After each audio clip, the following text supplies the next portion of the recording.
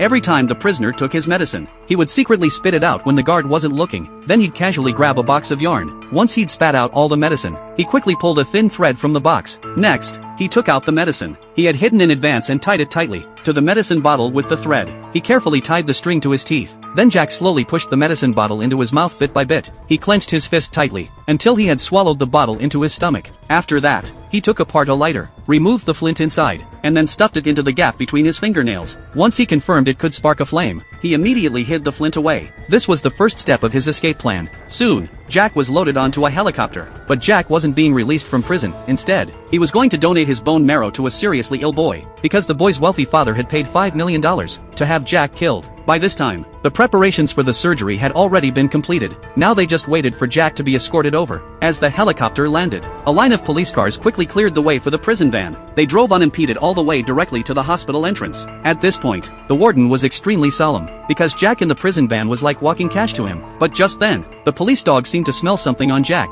only for Jack to scare it off right away. When Jack saw the confidential documents being handed over to the hospital staff, he immediately realized that he now belonged to the wealthy man. Jack looked at the wealthy man in front of him with great gratitude. If it weren't for the man, he would never have had a chance to escape. After learning that Jack was a high-risk, dangerous prisoner, the doctors could only carefully lift Jack onto the hospital bed, without removing his handcuffs. When the doctor responded to Jack's praise, she decided to help him take off the handcuffs. That was when Jack bit open the medicine bottle he had swallowed earlier, because Jack knew that the doctor was about to anesthetize him, so he got ready immediately. The nurse hurried to inject the anesthetic into Jack. After the injection was done, Jack closed his eyes. On the other side, the boy was waiting for the bone marrow transplant. While the nurse thought Jack would soon lose consciousness, little did she know that Jack wasn't passing out at all.